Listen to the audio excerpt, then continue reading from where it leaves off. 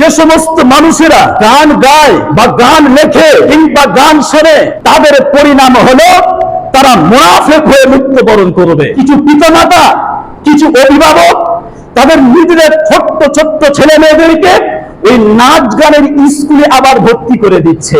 যাও তোমরা সেখান থেকে নাচ গান তোমরা শিখে এসো। মনে রাখবেন, ছোট্ট থেকে তাদেরকে ওই পাপের দিকে ঠেলে দেওয়া হয়েছে। এটা হলো সম্পূর্ণ নাজায়েজ আর সম্পূর্ণ হারাম একটি কাজ। কারণ এই গান বাজনা অন্তরের মধ্যে নিফাক সৃষ্টি করে। সুনান আবু দাউদের হাদিস, আব্দুল্লাহ ইবনে মাসউদ রাদিয়াল্লাহু তাআলা আনহু বলছেন, আমি নবী করিম আলাইহিস সালাতু ওয়াস সালামকে এই কথা বলতে শুনেছি, ইন্নাল গিনা ইউনবিতুন নিফাক ফিল কলবি, নিশ্চয়ই গান বাজনা অন্তরের মধ্যে নিফাক সৃষ্টি করে। গান অন্তরে নিফাক সৃষ্টি কেমন ভাবে করে এর বাস্তব ব্যাখ্যা শুনুন। যখন কোন মুসলমান ইমানদার কানে হেডফোন দিয়ে হোক বা পোশাক প্রকাশ্যে হোক যখন গান শোনে, তখন সে নিজের অন্তরে ওই আল্লাহ এবং তার রাসূলকে ভুলে গিয়ে গানের মধ্যে ওই সুন্দরী নায়ক নায়িকাদের প্রেম নিবেদনের কথা ভাবতে থাকে। আর যখন গান শোনা শেষ হয়ে যায়, তখন সে বাহ্যিক পরিবেশে নিজেকে আল্লাহ এবং তার রাসূলের অনুসারী হিসাবে প্রমাণ করতে চায়। তাহলে অন্তরে একই অবস্থা আর বাহ্যিক পরিবেশে এই অবস্থা, এই ভিন্ন ধরনের অবস্থাকে বলা হয় নিফাক।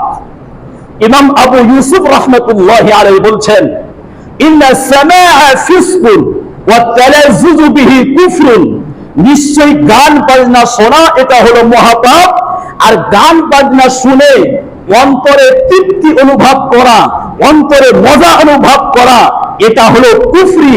আর এরকম ভাবে নিফাকের উপরে চলতে চলতে ভবিষ্যতে হয়তো তার কুফরির সাথে মৃত্যু হওয়ার সম্ভাবনা অনেক বেশি থাকে। 281 হিজরিতে একজন বিশ্ববিখ্যাত ফকিহ ও মুহাদ্দিস ইন্তেকাল করেছেন। তিনি একটি হাদিস নকল করেছিলেন।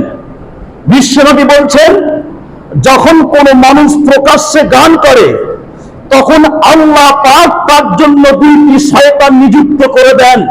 যত সময় পর্যন্ত গান শোনা, গান করা শেষ না হয়, তত সময় পর্যন্ত 2টি সন্তান তার কাঁধের উপরে বসে, তার 2 কাঁধে বসে নাচানাচি করতে থাকে।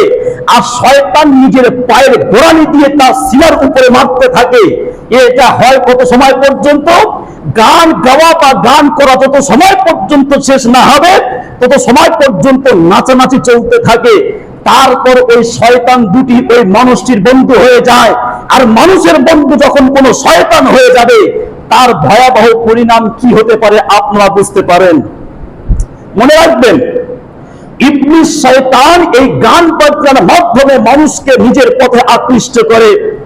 যেমন আযানের মাধ্যমে আপনাদেরকে আল্লাহর ইবাদতের দিকে আহ্বান করা হয়, ইবলিস শয়তান ওই রকম গান বাজনার মাধ্যমে ইমানদার মানুষদেরকে নিজের দিকে আকৃষ্ট করে। বর্তমান কিছু যুবক ভাইদেরকে দেখা যায়, তারা শয়তানের ধোঁকায় পড়ে মোবাইলের মাধ্যমে হেডফোন দিয়ে হোক আবার প্রকাশ্যে হোক, তারা ওই মোবাইলের মাধ্যমে গান বাজনা শোনায় মত্ত হয়ে থাকে।